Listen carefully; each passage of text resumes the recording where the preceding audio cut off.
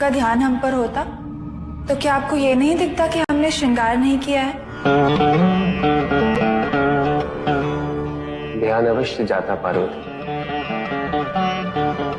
यदि तुम श्रृंगार के बिना अधूरी लगती। तुम तो हर रूप में संपूर्ण लगती, हर रूप में प्रिय लगती हो मुझे। किंतु पत्नी की ये इच्छा होती है कि वो अपने पति के लिए श्रृंगार करे, और यदि पति उसके श्रृंगार पर ध्यान ना दे और उसकी प्रशंसा ना करे तो वो श्रृंगार व्यर्थ है।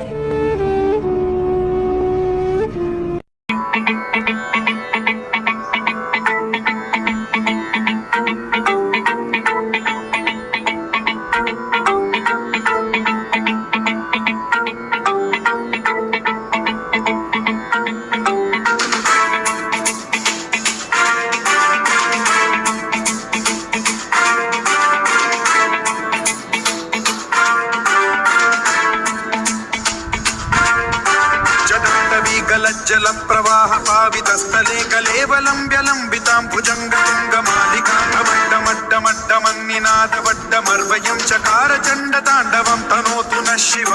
शिव शिव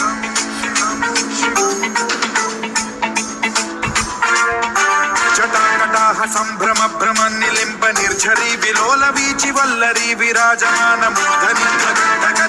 ज्वलल्ललाट मट्ट पावके किशोर चंद्रशेखरे रति प्रतीक्षणम्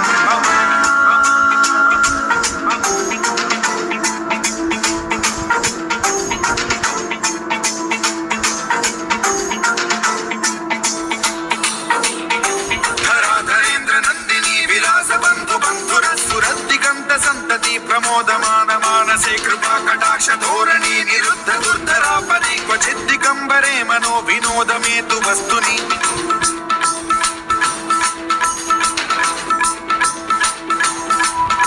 जटाभुजंग पिंगल स्फुरत् प्रणामणि प्रभा कदंब कुंकुम द्रव प्रलिप्त दिग्वधू मुखे मदान्त सिंधुर स्फुरत् उत्तरीय मेतुरे मनो विनोदमद्भुतं बिभर्तु भूत भर्तरी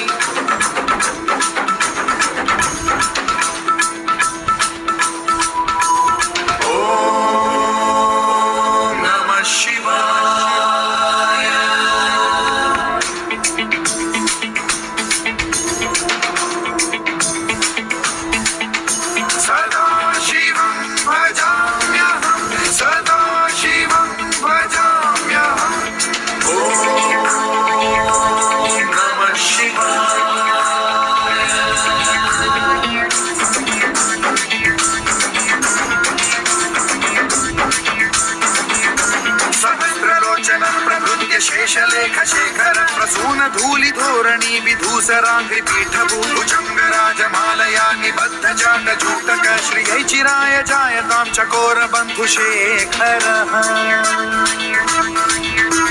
ललाट चक्र ज्वलत् धनंजय स्फुलिंग भावि पीत पंचसायकं नमन्निलिम्प नायकं सुधामयूख लेखया विराजमान शेखरं महाकपालि संपदे शिरोजटालमस्तु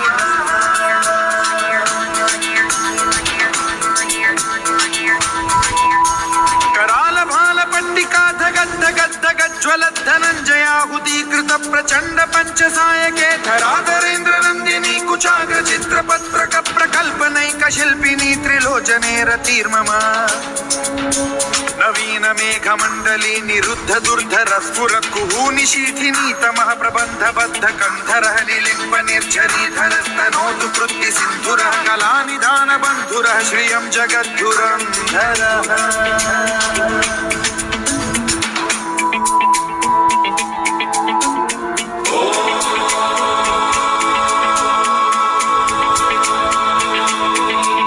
प्रफुल्ल नील पंकज प्रपंच कालिम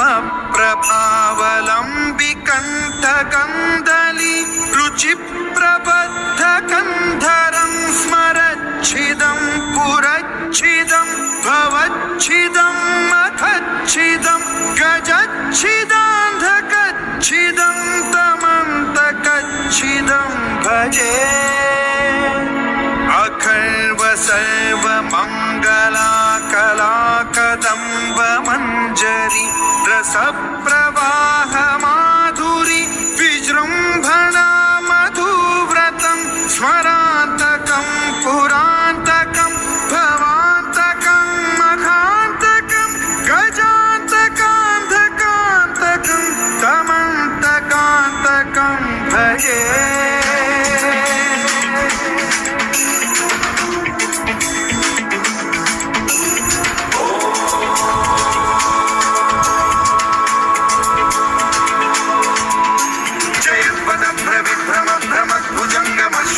विनिर्गमत्क्रमस्फुरत्करालभाल हव्यवाढ्यमिद्धिमिद्धिमिध्वनन् मृदङ्गतुङ्गमङ्गलध्वनिक्रम प्रवर्तित प्रचण्ड ताण्डवः शिवा विचित्रतल्पयोर्भुजङ्गमौक्तिकत्रयो गरिष्ठरत्नलोष्टयो गुरुद्विपक्षपक्षयो कृष्णारविन्द चक्षुषो प्रजामही महेन्द्रयो समप्रवृत्तिकः कदा सदा शिवं भजाम्यहम्।